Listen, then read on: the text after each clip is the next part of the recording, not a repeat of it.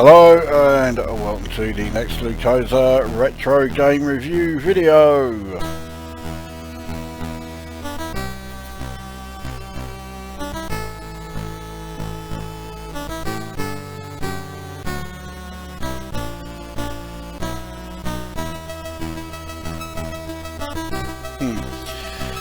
Yep, it's Escape from New York. Now this was developed by some lot called Cadaver, and it was a public domain release. This came out in 1999, so it was the Commodore 64 was long since dead and buried when this came along. So I'm pretty sure the only time it's ever been played has been in Commodore 64 emulators. I can't imagine there have been too many genuine Commodore 64s out there that have actually loaded and run this game. So, well, the title page looks okay. I mean, it's instantly recognisable as old Snake Plissken there. So, well, let's get a game underway. So I think I've got to change the joystick ports. Right, here we go. No, I haven't got to change the joystick ports. Right, let's try again. So here you are. This is you as Snake Plissken, and well, I must admit, yeah, I'm gonna say it, I thought he would be taller. There you go. I said it. Oh, yeah, cunt of the year. But I mean, what you're seeing here is pretty much the whole thing. So when you see this, you think, oh, I'm glad this was a fucking public domain release, because can you imagine paying money for this? I mean, I'm not the biggest fan of the film. It's not the worst John Carpenter film by any means. I mean, he's done far worse than this, but it's not one of those. It's not what I call a classic.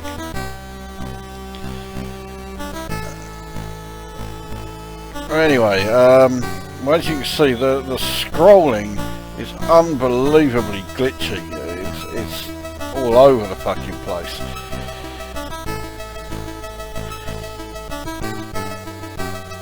And the game itself is not what I would call challenging. Certainly not level 1 anyway. Level 2 it does get more challenging, but for a really cuntish reason. But I mean, playing this, it feels like I'm playing Cobra again, which is a feeling I really did not want. Except this is Cobra for fucking morons who think that, you know, a game needs to be extremely easy to enjoy it. And the graphics are so glitchy and so badly drawn that definitely has the Cobra feel to it. But you'll notice that when the enemies come towards you, they walk right through you, so you don't lose a life if you are you know, hit by the enemies. You only lose a life if their shots hit you, or if you run out of time. And I've just been shot. Mind you, I needed to do that because I had to reset my timer. But yeah, you only lose a life if their shots hit you, which means that if you duck like I am here, you cannot be killed on level 1. Now level 2 you can, providing the right enemy comes past. Now it is a platform game of sorts. You can jump to other levels around, but most of the time there's really no need. And the other thing is that you get an extra life every 10,000 points. But as you can see from the amount of people who come towards you and therefore you shoot, getting a score of 10,000 plus is ridiculously simple. So consequently, even though I've lost 2 lives, I've still got 8 lives left, and I think you only start off with 3 lives.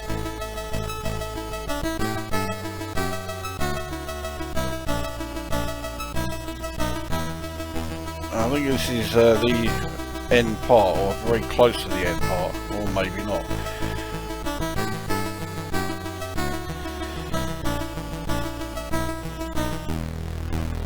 And the backgrounds are sort of vaguely reminiscent of the film locations. Right now I am entering the towards the end, because we're now approaching the train station, or where the train is based anyway. So for this part now, you have to get the kill bar up to maximum. And well, as I've shown already, that is no challenge at all, because all you need to do is just keep, you know, crouching down like this, and you can't fail.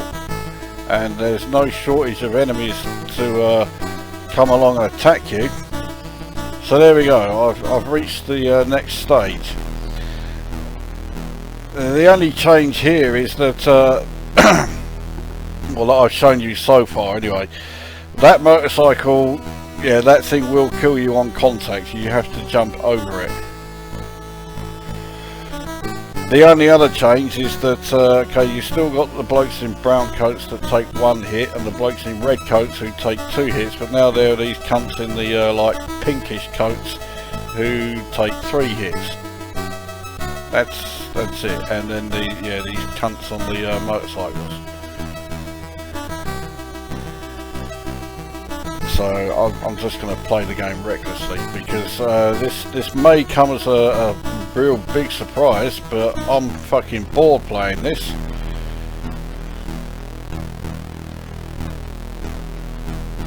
Oh dear, I've only got 8 lives left now.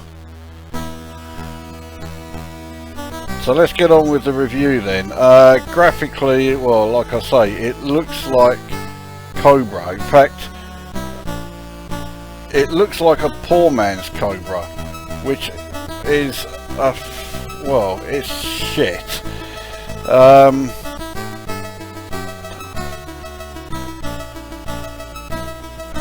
Audio, well, the rendition of the theme tune is okay,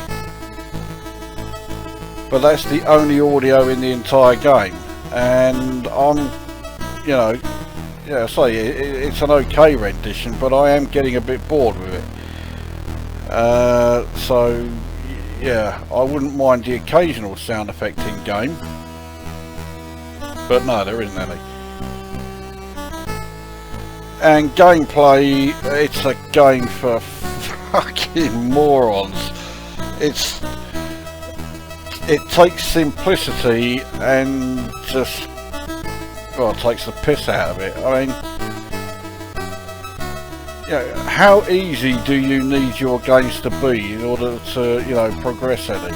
If you have to have a game this fucking easy in order to actually, you know, be able to get anywhere in them, then gaming is really not for you.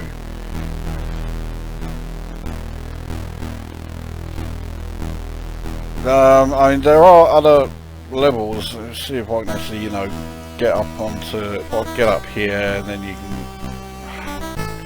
the one time I didn't want to be shot, and then I am. You can get up there, you cunt. There we go. So yeah, so there are other, you know, platforms you can jump up on. That was pure luck, but then of course the second one comes along. You realise the motorcycles come along so fucking fast that a lot of the time you've got no chance of avoiding them. So they sort of take, you know, the stupidly easy part, and I guess that's the coder's idea of adding difficulty by adding something so fucking ridiculously difficult to avoid that well, you might as well not even bother trying. So I mean, they haven't really done a great deal right with this game. And they've got an okay rendition of the theme tune, and that's about all they've done. Actually, I say okay rendition of the theme tune. They got an okay sort of like loop of the first, you know, like minute of the theme tune.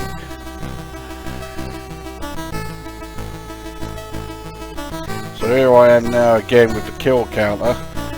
I think the third level is the bridge.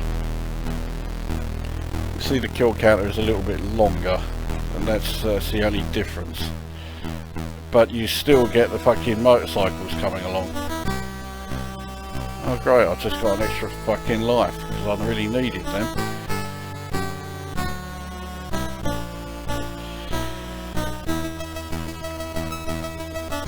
There are only 3 levels as well, so there we go, I've got through there. So this third level that I'm approaching is the last level of the game. Yeah, it is the bridge. I think on the bridge it has the mines that are in the film, so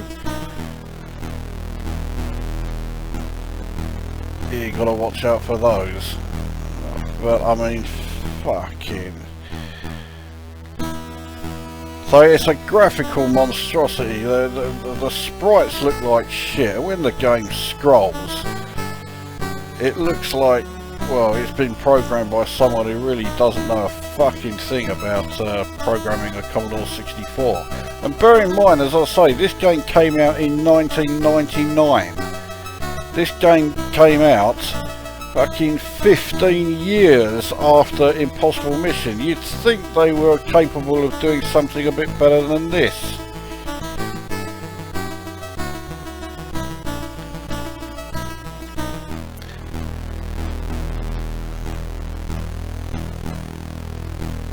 But the gameplay does rather suit, you know, your expectations. When you see the shitty sprites and the fucking atrocious way it scrolls, then yeah, the gameplay does suit it, because it's every bit as fucking bollocks as the visuals in front of you.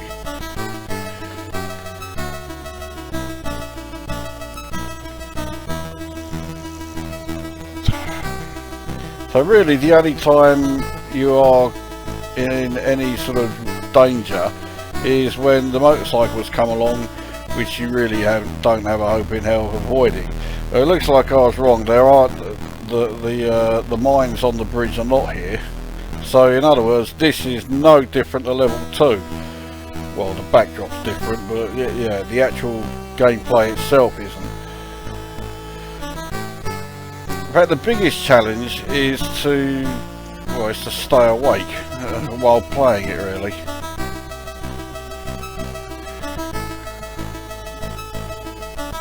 Oh, I managed to kill one of the, or destroy one of the motorcycles. I won't do that again in a hurry. The thing is, I don't really want to be killing too many of these, because it means I'll get an extra fucking life, which means the game will carry on even longer. And there is nothing else to show you. I have shown you everything, including, say, the fact that this level is the last level of the game. So after this, well, it's game completed, except it just loops around again. So I think this is my last life. This way, I fucking hope it is. Right, is that game over? There we go.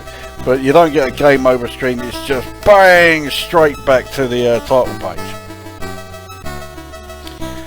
So, yeah, it's a load of shit. The title page does that, but it also gives you the impression, yeah, this may not be too bad, they've made an effort. Yeah, this is the only place where they have made an effort. And, well, yes, so I suppose the rendition of the theme tune is okay when it first starts. When you get to about, you know, the 85th loop of it, you are a bit sick of hearing it. But it's the only audio in the whole thing, and the game itself looks like it's been coded and designed by a 5-year-old. So I score it 1 out of 10 because the title page is okay, and so initially the theme tune rendition is alright, but yes, it's rapidly downhill from then on. So that is Escape from New York, 1 out of 10. This is not the way to resurrect the Commodore 64 in 1999. So that brings this review to an end, and I will be back with the next one, which will be the 350th retro review.